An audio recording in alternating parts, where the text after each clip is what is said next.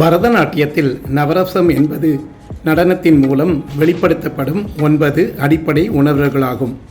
அவை அன்பு, அதாவது சிருங்காரம், நகைச்சுவை அல்லது ஹாஸ்யம், கருணை, கோபம் அல்லது ரௌத்ரம், வீரம், பயம் அல்லது பயானகம், அருவருப்பு, பீபத்சம், அதிசயம் அதாவது அற்புதம் மற்றும் அமைதி என்கிற சாந்தமாகும்.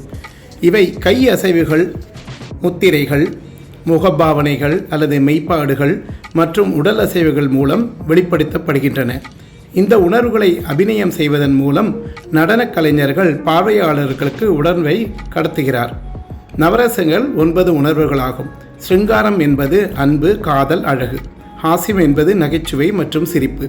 கருணை என்பது சோகம், கருணை மற்றும் பரிவு. ரௌத்ரம் என்பது கோபம் மற்றும் உக்கிரம். வீரம் என்பது வீரம் மற்றும் தைரியம். பயானகம் என்பது பயம் மற்றும் அச்சம்.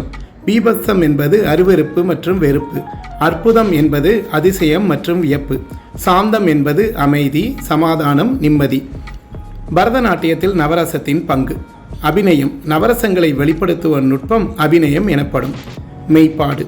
உடல் மற்றும் முகத்தின் அசைவுகள் மூலம் உணர்வுகளை வெளிப்படுத்துவது மெய்ப்பாடு ஆகும். நவரசங்களை வெளிப்படுத்தும் நுட்பம் ராசபிநயம் எனப்படுகிறது.